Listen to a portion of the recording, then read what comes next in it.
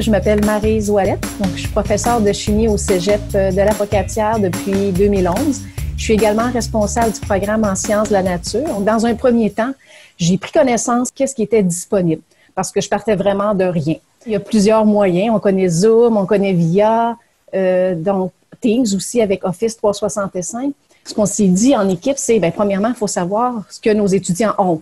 Parce qu'évidemment, moi, en ce moment, j'enseigne à 54 étudiants qui sont répartis partout dans la province. Donc, j'enseigne le cours de chimie en santé animale puis en soins infirmiers. Et c'est quoi leurs moyens technologiques pour pouvoir suivre un cours à distance? Donc, moi, j'ai choisi la plateforme Teams. Je partais vraiment à zéro, je la connaissais pas.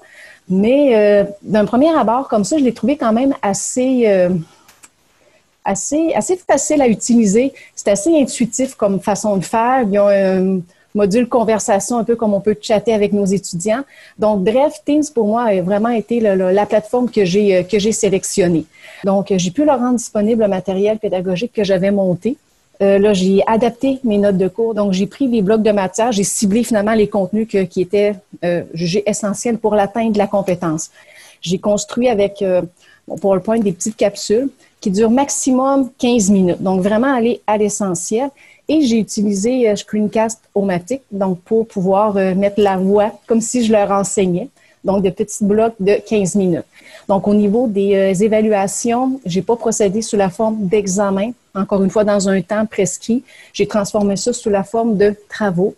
Donc, ils ont habituellement une semaine pour le faire. Puis, je me rends disponible aussi pour répondre à des questions.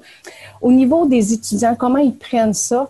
Relativement bien. C'est certain que, puis on le vit nous aussi, ça demande beaucoup plus de temps. Mais ça leur demande aussi plus de temps à eux.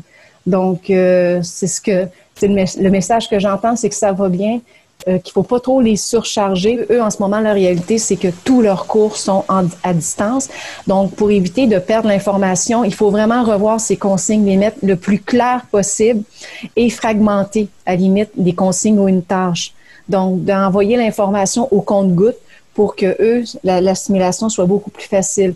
Donc, des consignes courtes, des consignes claires et ne pas hésiter à les répéter souvent, à faire un rappel constant aux étudiants. Je pense que l'expérience, elle est très formatrice pour tout le monde. Je peux terminer en disant que mon cours en virtuel que je donnerai à l'automne ne me fait plus du tout peur.